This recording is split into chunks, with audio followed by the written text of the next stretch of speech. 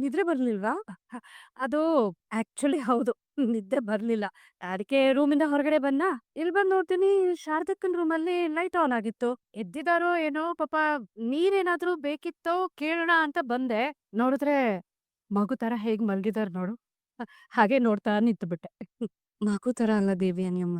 ಅವ್ರ್ ಮಗುನೇ. ಓಕೆ, ನೀನ್ ಮಲ್ಕೊ. ನಾ ಹೊರಡ್ತೆ. Good night. Good night Devyani ಅಮ್ಮ. ಅಲ್ಲ, ಈ ಮಾತ್ರೆಗಳ್ನ ನಾನು ಇಲ್ಲಿಟ್ಟಿದ್ದೆ. ಅದೇಗ್ ಇಲ್ಲಿಗ್ ಬಂತು? ಮೊದ್ಲು ನಮ್ ಸಾಹೇಬ್ರಿಗ್ ಹೇಳಿ ಒಂದ್ ಲಾಕರ್ ಮಾಡ್ಸ್‌ಬಿಡ್ಬೇಕು. ನಮ್ ಶಾರದಮ್ಮನ್ ಮಾತ್ರೆ, ವಸ್ತುಗಳೆಲ್ಲ ಜೋಪಾನ್ವಾಗ್ ಎತ್ತಿಡ್ಬೇಕ್ ನಾನು. ಯಾಕ್ ಭದ್ರ? ನನ್ನ ಅವಾಯ್ಡ್ ಮಾಡ್ತಿದ್ಯಾ? ನಾನಾ? ಇಲ್ಲ ಮೇಡಮ್. ನಾನ್ಯಾಕ್ ನಿಮ್ಮನ್ನ ಅವಾಯ್ಡ್ ಮಾಡ್ಲಿ? ಮತ್ತೆ ನಾನ್ ಎಷ್ಟ್ ಸಲ ಕಾಲ್ ಮಾಡ್ತೀನಿ ರಿಸೀವೇ ಮಾಡಲ್ಲ ಅಂತೀಯ. ವಾಪಸ್ ಕಾಲು ಮಾಡಲ್ಲ ಅಂತೀಯ. ಅಶ್ವಿನಿ ಬಗ್ಗೆ ತಿಳ್ಕೊ ಅಂತ ಹೇಳಿ ಎಷ್ಟು ದಿನ ಆಯ್ತು?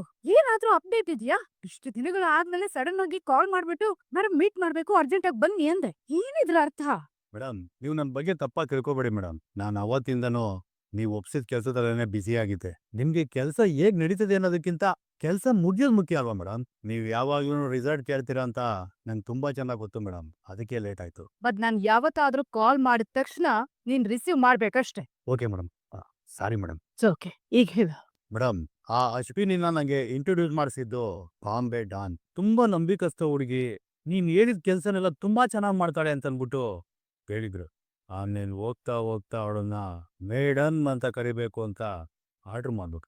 ಆಗ ಯಾಕೆ ಅಂತ ಅನ್ಬಿಟ್ಟು ಅರ್ಥ ಆಗಿರ್ಲಿಲ್ಲ. ಆದ್ರೆ ಈಗ ತುಂಬಾ ಚೆನ್ನಾಗಿ ಅರ್ಥ ಆಗಿದೆ ಮೇಡಮ್. ಆ ಅಶ್ವಿನಿ ಅವ್ರ ಅಪ್ಪ ನನಗೆ ಇಂಟ್ರೊಡ್ಯೂಸ್ ಮಾಡಿಸಿದ ಡಾನ್ಗೆ ಬಾಸು ಮೇಡಮ್. ಯಾರ ಬಾಸು? ರಾಣ. ರಾಣ. ರಾಣ? ಅಶ್ವಿನಿ ರಾಣನ್ ಮಗಳ? ಹೌದು ಮೇಡಮ್. ಓಹೋ, ಈಗ ಅರ್ಥ ಆಗ್ತದೆ. ಅಲ್ಲ, ಇವಳು ರಾಣ ಮಗಳಾಗಿದ್ದು ನಾನ್ ಕೊಡೋ 4 ಕಾಸಿಗೆ ಮನಸ್ವಿನಿಯಾಗಿ ನಮ್ಮನೆಗೆ ಆಕ್ಟ್ ಮಾಡಕ್ ಯಾಕ್ ಬಂದ ಅನ್ನೋದೇ ಗೊತ್ತಾಗ್ತಿಲ್ವಲ್ಲ. ನನಗೂ ಅರ್ಥ ಆಗ್ತಾ ಇಲ್ಲ ಮೇಡಮ್. ಹಾಗಾದ್ರೆ ಈ ರಾಣನ್ ಮಗಳ ಬಗ್ಗೆ ನಾನ್ ತಿಳ್ಕೊಳ್ಳೋದು ಇನ್ನು ತುಂಬಾನೇ ಇದೆ.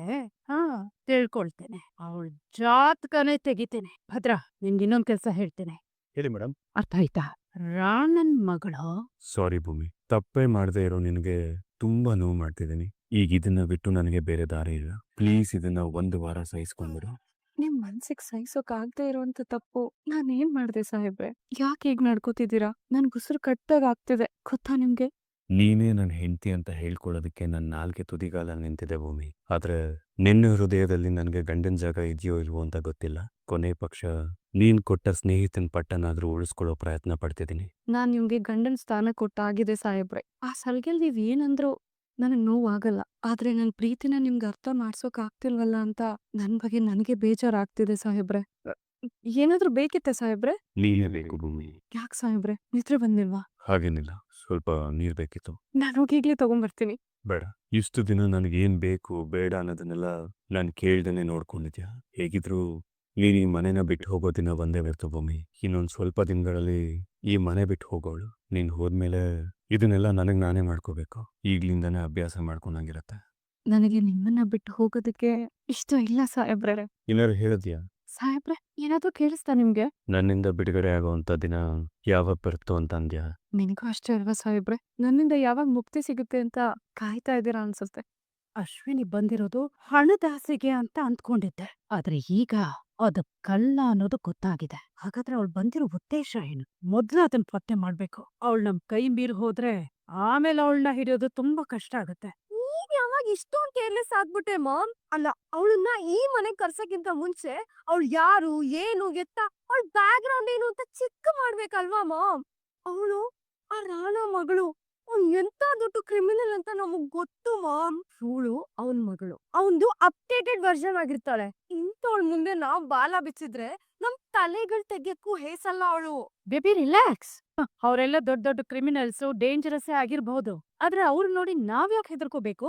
ನಮ್ಮ ತಂಟೆಗ್ ಬರೋರ್ನ ನಾನಂತೂ ಸುಮ್ನೆ ಬಿಡಲ್ಲ. ಶ್ರವಣ್ ಸಂಸಾರನ ನಿರ್ನಾಮ ಮಾಡ್ಬೇಕು ಅಂತ ಪಣ ತೊಟ್ಟಾಗಿಂದ ರಾಣ ಅಂತ ಎಷ್ಟು ಜನನ ನಾನ್ ಸಮಾಧಿ ಮಾಡಿಲ್ಲ.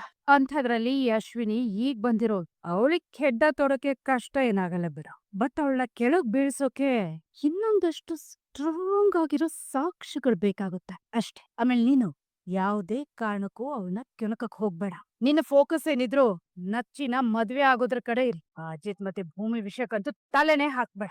ಸದ್ಯಕ್ ನಮ್ ಬೇಟೆ ಅಶ್ವಿನಿ ಅವಳನ್ನ ಸದೆ ಬಡದ್ರೆ ನಮ್ ಕೆಲ್ಸ ಸರಾಗವಾಗುತ್ತೆ. ಓಕೆ ಬೇಬಿ, ನಿನ್ನೆ ಮತ್ತೆ ನಚ್ಚಿ ಮದ್ವೆ ಡೇಟ್ ಫಿಕ್ಸ್ ಮಾಡಕ್ಕೆ ನಾನ್ ಸಂಗೀತನ್ ಜೊತೆ ಹೊರಗಡೆ ಹೋಗ್ತಾ ಇದ್ದೀನಿ. ಬರೋವರೆಗೂ ಹುಷಾರಾಗಿರೋ. ಆದಷ್ಟು ನಚ್ಚಿಗಿಷ್ಟ ಆಗೋ ತರ ನಡ್ಕೊ. Got it? ಬಾಯ್. ಅದಕ್ಕೆ ಬರೀ ನಾವಿಷ್ಟು ಜನ ಇದ್ದೀವಿ ತಿಂಡಿಗೆ. ನಮ್ಮನೇಲಿರೋ 2 VVIPs ಎಲ್ಲಿ? ಶಾರದಾ ಅತ್ತೆ ಮತ್ತೆ ಭಾಗ್ಯಮ್ಮ.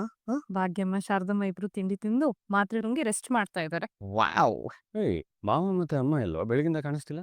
ಆ, ಅದು ನಮ್ದು ಮತ್ತೆ ನಚ್ಚಿದು ಮದ್ವೆ ಡೇಟ್ ಫಿಕ್ಸ್ ಮಾಡ್ಕೊಂಬರಕ್ಕೆ ಅಂತ ಗುರುಗಳ ಹತ್ರ ಹೋಗಿದ್ದಾರೆ. ಹೌದು, ನಂದು ಮತ್ತೆ ಅಂಜದು ಮದ್ವೆ ಡೇಟ್ ಫಿಕ್ಸ್ ಮಾಡಕ್ಕೆ ಗುರುಗಳ ಹತ್ರ ಹೋಗಿದ್ದಾರೆ. ಗೋಳಿಗೂ ಬಲ್ವಾ? ಸಾಹೇಬ್ರೆ ಕುತ್ಕೊಳ್ಳಿ, ತಿಂಡಿ ಬಡಿಸ್ತೀನಿ. ಓ, ಬಂದ್ರಲ್ಲ. ಹೋಗಿದ್ ಕೆಲಸ ಏನಾಯ್ತು? ಡೇಟ್ ಫಿಕ್ಸ್ ಮಾಡಿದ್ರ ಗುರುಗಳು? ಓ, ನಾವು ಬರೋದಕ್ಕೆ ಮುಂಚೆನೆ ಪೊಲೀಸ್ ವಿಷಯ ಗೊತ್ತಾಗ್ಬಿಟ್ಟಿದೆ.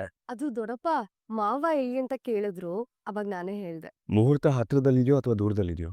ಹತ್ರದಲ್ಲಿದ್ರೆ ತುಂಬಾ ಒಳ್ಳೇದು. ಅಂಜು ನಚ್ಚಿ ಜಾತಕದ ಪ್ರಕಾರ ರಾಮನವಮಿ ದಿನ ಒಳ್ಳೆ ಮುಹೂರ್ತ ಇದೆಯಂತೆ. ಅದು ಬಿಟ್ರೆ ನವಮಿ ಆದ್ಮೇಲೆ ಇನ್ನೊಂದು ವಾರಕ್ಕೆ ಒಳ್ಳೆ ಮುಹೂರ್ತ ಇದೆ ಅಂತ ಹೇಳಿದ್ರು. ಅಲ್ಲಿ ಯಾವ್ದು ಅಂತ ನಾವು ಡಿಸೈಡ್ ಮಾಡ್ಬೇಕಷ್ಟೇ. ಬಾವಾ, ದೂರದವರೆಗೂ ಕಾಯೋದೇಕೆ? ರಾಮನವಮಿ ದಿವಸನೇ ಅಂಜು ಮತ್ತೆ ನಚ್ಚಿ ಮದ್ವೆನ ಮಾಡಿ ಮುಗ್ಸೋಣ್ವಾ? ಅಯ್ಯೋ ಚಿಕ್ಕಮ್ಮ, ರಾಮನವಮಿ ಏನ್ ತುಂಬಾ ದೂರ ಇಲ್ವಲ್ಲ. ಅಷ್ಟ್ ಬೇಗ ಮದ್ವೆ ತಯಾರಿ ಎಲ್ಲ ಮಾಡ್ಕೊಳ್ಳೋದು ಕಷ್ಟ ಆಗ್ಬೋದೇನೋ. ನವಮಿ ಮುಗ್ದು 1 ವಾರಕ್ಕೆ ಇನ್ನೊಂದ್ ಮುಹೂರ್ತ ಇದೆ ಅಂತ ಹೇಳಿದಾರಲ್ಲ, ಅದ್ರಲ್ಲಿ ಮದ್ವೆ ತಯಾರಿ ಮಾಡ್ಕೋಬೋದಲ್ಲ. 2ನೇ ಮುಹೂರ್ತದಲ್ಲಿ ನೀನ್ ಮದ್ವೆ ಆಗ್ಬೇಕು ಅಂತಿದೀಯೋ ಹೇಗೆ? ಇದು ಒಂಥರ ಒಳ್ಳೆ ಐಡಿಯಾ. ಒಂದೇ ಮುಹೂರ್ತದಲ್ಲಿ ಅಂಜು ಮನಸ್ವಿನಿ ಇಬ್ಬರದು ಮದ್ವೆ. ಚೆನ್ನಾಗಿರುತ್ತೆ. ಎಕ್ಸಾಕ್ಟ್ಲಿ ಮಾವ, ನೀವು ಹೇಳೋದು ಕರೆಕ್ಟ್ ಆಗಿದೆ. ಇಬ್ರು ಮದ್ವೆ ಒಂದೇ ಮುಹೂರ್ತದಲ್ಲಿ ಮಾಡ್ತು ಅಂತ ಹೇಳಿದ್ರೆ ಒಂದ್ ಬಿಗ್ಗೆಸ್ಟ್ ಮೆಮೊರಿ ಆಗಿರುತ್ತೆ ನಮ್ಮ ಲೈಫ್ಗಳಲ್ಲಿ. ಹಾಗೆ ಮಾಡೋಣ. ಕಂದ, ನೀನ್ ಹುಡುಗನ ಕರೆಸ್ತೀನಿ ಅಂದಿದ್ಯಲ್ಲ, ಏನಾಯ್ತು? ಯಾಕಂದ ಸುಮ್ಮನೆ ಬಿಟ್ಟು?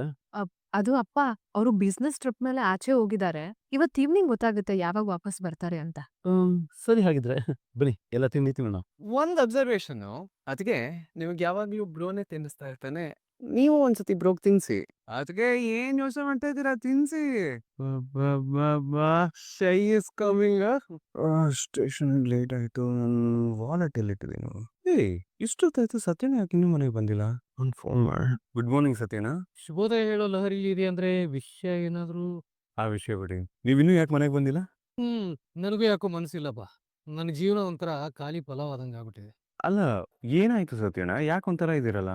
ಬೇಜಾರ ನನಗ? ಏನು ಹೇಳ್ತಿದ್ಯಾ ನೀನು? ನಿಮ್ಮಿಬ್ಬರನ್ನ ನೋಡಿ ನನಗ್ ಬೇಜಾರಾಗ್ತದೆ, ಹೊಟ್ಟೆ ಉರಿತಾ ಇದೆ. ಸತ್ಯನಾ, ಈಗ ಆ ವಿಷಯ ಬಿಟ್ಟು ಇಮಿಡಿಯೇಟ್ ಆಗಿ ಮನೆ ಹತ್ರ ಬನ್ನಿ, ಸ್ಟೇಷನ್ ಹೊರಡೋಣ. ಬರ್ತೀನಿ ಕಣಪ್ಪ. ಅದಕ್ಕೂ ಮುಂಚೆ ನನ್ನ ಒಂದು ಪ್ರಶ್ನೆಗೆ ನೀನು ಉತ್ತರ ಕೊಡ್ಬೇಕು. ಭೂಮಿ ಹೇಗಿದ್ದಾಳೆ? ಸತ್ಯನಾ, ನಾನು ಹೇಗಿದ್ದೀನಿ ಅನ್ನೋ ಚಿಂತೆನೇ ಇಲ್ಲ ಅಲ್ವಾ ನಿಮ್ಗೆ? ಅಲ್ಲಪ್ಪ, ನಿನ್ನ ಅವಸ್ಥೆನ ಸಂಜೆನೆ ನೋಡಿದ್ನಲ್ಲ, ಅದನ್ನ ಮತ್ತೆ ಮತ್ತೆ ಕೆರಕಿ ಕೇಳಿ ಕೇಳಿ ನಿನ್ಗೆ ಯಾಕಪ್ಪ ಬೇಜಾರ್ ಮಾಡ್ಲಿ? ನೀನು ಭೂಮಿನ ನೋಯಿಸ್ಬೇಕು ಅಂತಾನೆ ತಾನೆ ಸಕಲ ಸಿದ್ಧತೆಯಿಂದ ರಾತ್ರಿ ಮನೆಗೆ ಹೋಗಿದ್ದು? ಅದಕ್ಕೆ ನಾನು ಅವಳ ಬಗ್ಗೆ ಕೇಳ್ತು. ಹೇಳು, ಏನಾಯ್ತು? ಹೇಗಿದ್ದಾಳೆ ನನ್ನ ತಂಗಿ? ನಿಮ್ ತಂಗಿ ಬಗ್ಗೆ ಏನು ಅಂತ ಹೇಳದ್ ಸತ್ಯನಾ? ಹೆಣ್ಮಕ್ಳಿಗೆ ಭೂಮಿಯಷ್ಟು ತಾಳ್ಮೆ, ಸಮಾಧಾನ ಇರಬೇಕು. 4 ಗೋಡೆ ಮಧ್ಯೆ ಆಗಿದ್ದನ್ನ ಹೊರಗಡೆ ಯಾರ ಹತ್ರನೂ ಬಿಟ್ಕೊಡ್ಬಾರ್ದು ಅಂತ ಕೇಳಿದ್ದ. ಅದೆಲ್ಲದಕ್ಕೂ ಒಳ್ಳೆ ಉದಾಹರಣೆ ಅಂದ್ರೆ ನನ್ನ ಧ್ವನಿ. ಭೂಮಿಯಷ್ಟು ಒಳ್ಳೆ ಹುಡುಗಿನ, ಇನ್ಫ್ಯಾಕ್ಟ್ ಭೂಮಿಯಷ್ಟು ಒಳ್ಳೆ ವ್ಯಕ್ತಿತ್ವ ಇರುವಂತ ಹುಡುಗಿನ ನಾನ್ ನೋಡೇ ಇಲ್ಲ ಸತ್ಯನಾ. ರಾತ್ರಿ ಅಷ್ಟು ಜೋರಾಗಿ ಕೂಗಾಡಿದ್ರು, ರೇಗಾಡಿದ್ರು, ಅದನ್ನ ಮನೆಯವ್ರ ಮುಂದೆ 1% ತೋರಿಸ್ಕೊಳ್ದೆ ಎಲ್ಲ ನಾರ್ಮಲ್ ಅನ್ನೋ ತರ ಮ್ಯಾನೇಜ್ ಮಾಡ್ಬಿಟ್ಲು ಸತ್ಯನಾ. ಅಲ್ಲ ಕಣಪ್ಪ, ಭೂಮಿ ನಿನ್ನನ್ನ ಬಿಟ್ಟು ಹೋಗ್ತಾಳೆ ಅಂತ ಗೊತ್ತಾದ್ಮೇಲೂ ಅವಳು ಮನೆಯವ್ರ ಮುಂದೆ ಎಲ್ಲ ಯಾಕೆ ಮ್ಯಾನೇಜ್ ಮಾಡಿದ್ಲು ಅಂತ ಸ್ವಲ್ಪ ನೀನು ಆಳವಾಗಿ ಯೋಚನೆ ಮಾಡು. ಅಲ್ಲಿಗೆ ಅವಳಿಗೆ ನಿನ್ನ ಮೇಲೆ ಸತ್ಯನಾ, ನಾನು ಸ್ಟೇಷನಲ್ಲಿ ಸಿಗ್ತೆ. ಸಾಹೇಬ್ರೆ, ನಾನ್ ನಿಮ್ ಹತ್ರ ಏನೋ ವಿಷಯ ಕೇಳ್ಬೇಕಿತ್ತು. ಅಲ್ಲ ಹೇಳ್ಬೇಕಿತ್ತು.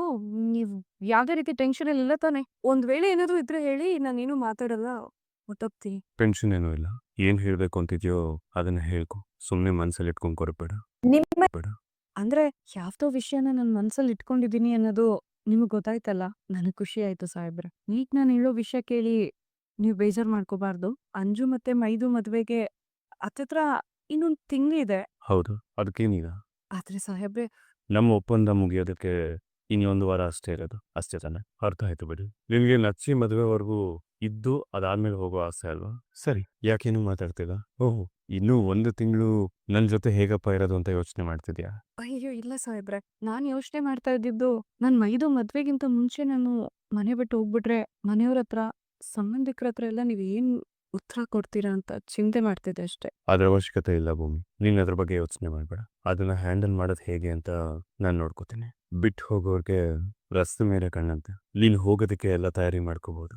ಮನೆಯವ್ರಿಗೆ ಏನ್ ಹೇಳ್ಬೇಕು ಅನ್ನೋದು ನನ್ ತಲೆನೋವು. ಅದಕ್ಕೆ ನೀನ್ ತಲೆ ಕೆಡ್ಸ್ಕೊಳ್ಳೋ ಅವಶ್ಯಕತೆನೇ ಇಲ್ಲ. ಅಮ್ಮ ಟೀ. ಏನ್ ಭೂಮಿ ಮಾತ್ರೆ ಹುಷಾರಿಲ್ವಾ? ಅಮ್ಮ ನಿಮ್ಗೆ ಗೊತ್ತಿಲ್ವಾ ಇಷ್ಟೊತ್ತಿಗೆ ನಾನು ಶಾರದಮ್ಮಂಗ್ ಮಾತ್ರೆ ಕೊಡ್ತೀನಿ ಅಂತ. ಗೊತ್ತು ಭೂಮಿ, ನನ್ನ ಹತ್ರ ಒಂದ್ ಮುಖ್ಯವಾದ ವಿಷಯ ಮಾತಾಡ್ಬೇಕಾಗಿತ್ತು, ಅದಕ್ಕೆ ಪೀಠ್ಗೆ ಅಷ್ಟೇ. ಅಮ್ಮ ನಿಮ್ ಮಗಳ ಹತ್ರ ನೀನ್ ಮಾತಾಡೋದಕ್ಕೆ ಪೀಠಿಕೆ ಹಾಕ್ಬೇಕಾ? ಅದೇನಮ್ಮ ಅಂತ ವಿಷಯ? ಆದ್ರೆ ನೀನೀಗ ಸುಳ್ಳು ಹೇಳೋದ್ ಕಲ್ತಿದ್ಯಲ್ಲಮ್ಮ. ನಿನ್ ಜೊತೆ ಮಾತಾಡೋದಕ್ಕೂ ನಾನು ಹಿಂದು ಮುಂದೆ ನೋಡ್ಬೇಕಾಗಿದೆ. ನಾನೀಗೇನೋ ಪ್ರಶ್ನೆ ಕೇಳೋದು, ನೀನ್ ಅದಕ್ ಸುಳ್ಳು ಹೇಳೋದು. ನನ್ ಪ್ರಶ್ನೆನೇ ವ್ಯರ್ಥ ಆಗ್ಲಿಲ್ವಾ? ಅಮ್ಮ ನಾನ್ ನಿನ್ನ ಹತ್ರ ಸುಳ್ಳು ಹೇಳ್ತೀನಾ? ನಿನ್ನೆ ಅಜಿತ್ ಅವರು ಕೂಗಾಡಿದ್ದು ನಮ್ಗೆಲ್ರಿಗೂ ಕೇಳಿಸ್ತು. ಅದಕ್ಕೆ ನಾನು ನಿಮ್ಮತ್ತೆ ರೂಮಿಗೆ ಬಂದು ಏನಾಯ್ತು ಅಂತ ಕೇಳಿದಕ್ಕೆ ಸಾಹೇಬ್ರು ಸದಾನಂದ್ ಅವ್ರ ಮೇಲ್ ಕೂಗಾಡಿದ್ರು ಅಂತ ಅಂದೆ. ಅದ್ ಸುಳ್ಳಿಲ್ವಾ? ಅಮ್ಮ ಅ, ಅ, ಸುಳ್ಳಲ್ಲಮ್ಮ. ನಾನ್ ನಿಜನೇ ಹೇಳಿದ್ದು. ನಿಜಕ್ಕೂ ಸಾಹೇಬ್ರು ಸದಾನಂದ ಅಣ್ಣಂಗೆನೆ ರೇಗ್ತಾ ಇದ್ದಿತ್ತು. ನಾನ್ ನಿಮ್ಮಮ್ಮ ಭೂಮಿ, ನನ್ಗೆ ಎಷ್ಟು ವರ್ಷ ಸಂಸಾರ ಮಾಡಿಲ್ಲ. ಅಮ್ಮ ನೀನ್ ಸುಮ್ನೆ ಏನೇನೋ ಯೋಚನೆ ಮಾಡ್ತಿದ್ಯಾ. ನಿಜ ಹೇಳ್ಬೇಕು ಅಂದ್ರೆ ನಾನು ಸಾಹೇಬ್ರು ಇಬ್ರು ತುಂಬಾನೇ ಚೆನ್ನಾಗಿದೀವಿ. ನಾನ್ ಯೋಚನೆ ಮಾಡ್ತೀನಿ, ನೊಂದ್ಕೋತೀನಿ, ಕೊರಗ್ತೀನಿ ಅಂತ ನೀನ್ ಯೋಚನೆ ಮಾಡ್ತೀಯ ಅಲ್ವಾ? ಆದ್ರೆ ನೀನ್ ಈ ರೀತಿ ಸುಳ್ಳು ಹೇಳೋದ್ರಿಂದ ಭೂಮಿ ನನಗ್ ಬೇಜಾರಾಗೋದು. ಏನಿದು ಭೂಮಿ? ನೋಡಿ ಅಕ್ಕ ನಿಮ್ಗೆ ಎಲ್ಲ ಅರ್ಥ ಆಗುತ್ತೆ. ನಾನು ಅಜಿತ್ ಸಾಹೇಬ್ರನ್ನ ತುಂಬಾ ಪ್ರೀತಿಸ್ತಾ ಇದ್ದೀನಿ. ಭೂಮಿನ್ ಬಿಟ್ಟಿರೋ ಶಕ್ತಿ ಇಲ್ಲ ಸತ್ಯಣ್ಣ. ನನಗ್ ಗೊತ್ತಿಲ್ದೆ ನಮ್ ಸಾಹೇಬ್ರು ನನ್ಗೆ ಆವರ್ಸ್ಕೊಂಡ್ಬಿಟ್ಟಿದ್ದಾರೆ ಲಕ್ಷ್ಮಕ್ಕ. ಇದನ್ನ ನೀನ್ ಅಜಿತ್ ಸಾಹೇಬ್ರ ಹತ್ರ ಹೇಳಿದ್ಯಾ ಭೂಮಿ? ನಿಮ್ಮ ಅಣ್ಣನಾಗಿ ಹೋಗಿ ಅವಳ ಹತ್ರ ಹೇಳ್ತೀನಿ, ಅಜಿತ ನಿನ್ನನ್ನ ಆಳವಾಗಿ ಪ್ರೀತಿ ಮಾಡ್ತಾನೆ ಅಂತ.